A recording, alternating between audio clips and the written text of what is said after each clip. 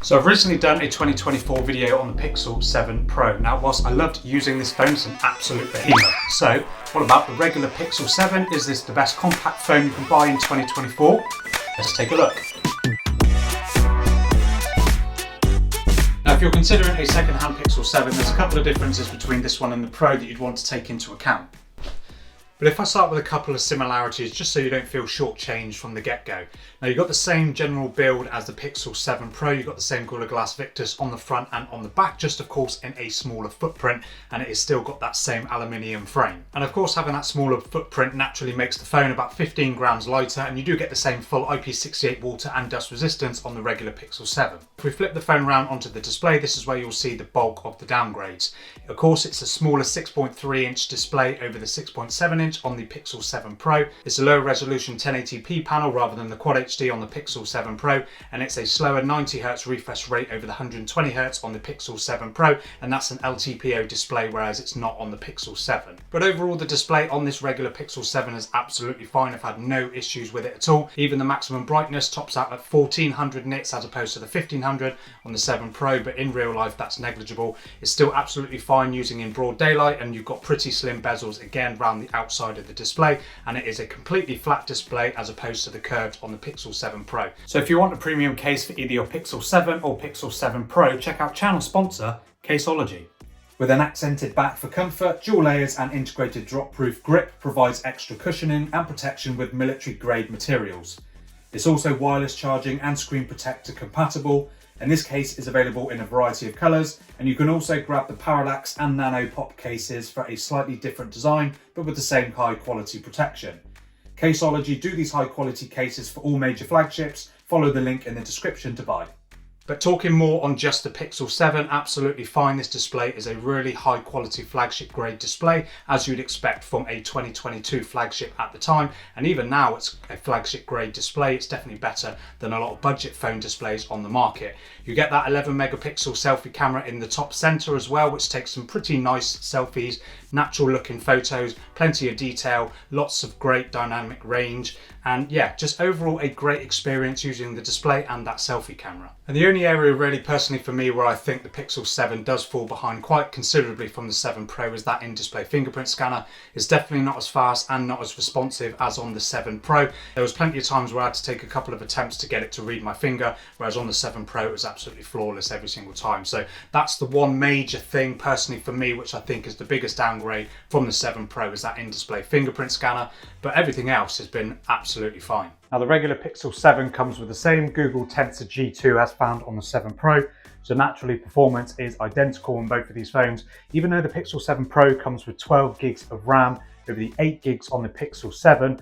Performance has been absolutely fine. It's been stellar, no stutters or anything. That in my use for the last few weeks on and off that I've been using the Pixel 7.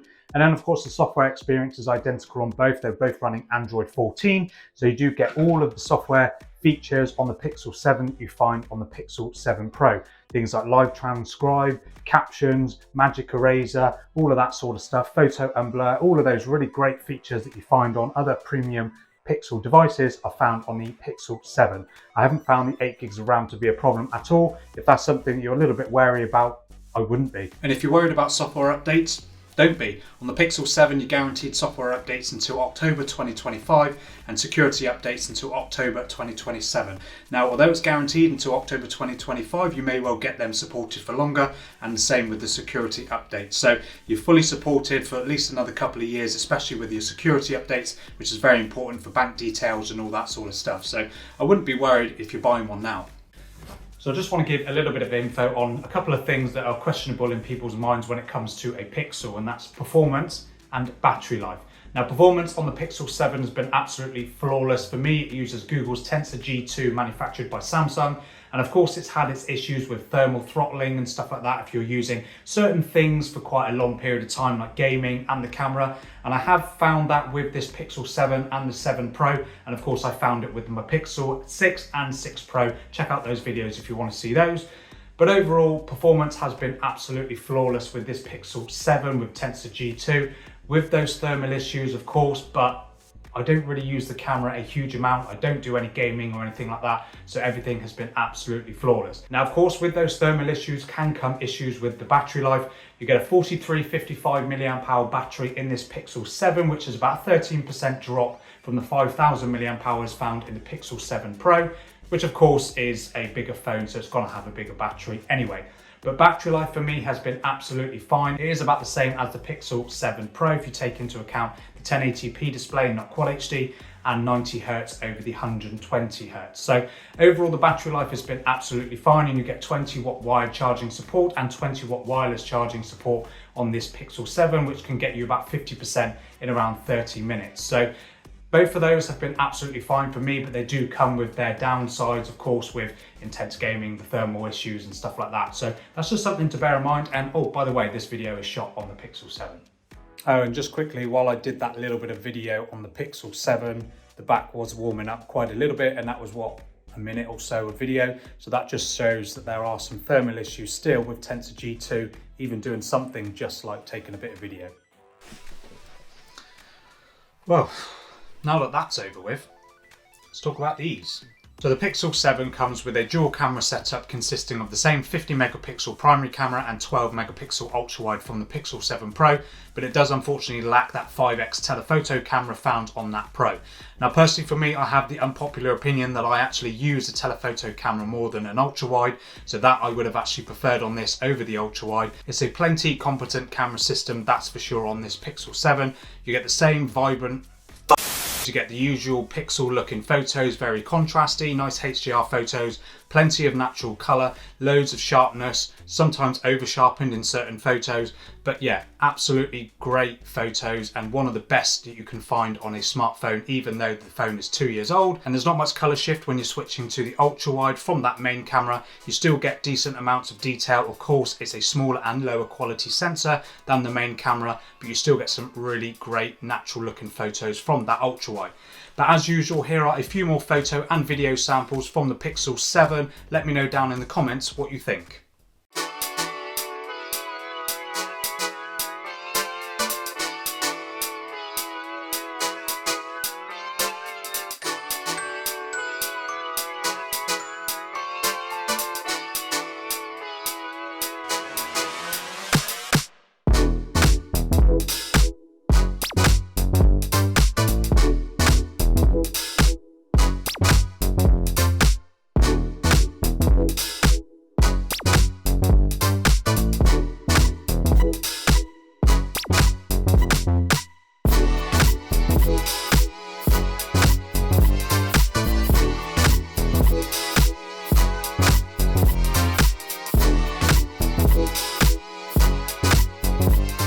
So that's my look at the Pixel 7 in 2024, and I can 100% say that this is an absolutely wicked phone, and it's a really nice feeling phone. It's quite small, it's nice and compact in 2024. It's definitely one of the best smaller phones that you can buy in 2024. The camera is absolutely amazing, really nice screen, flawless performance, and really good battery life, if not incredible.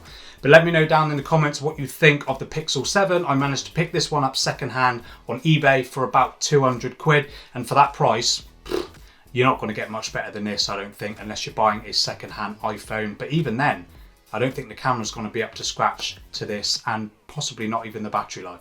But let me know down in the comments what you think, and check out my Pixel 7 Pro, Pixel 6 and 6 Pro videos down below, and I'll see you in the next one.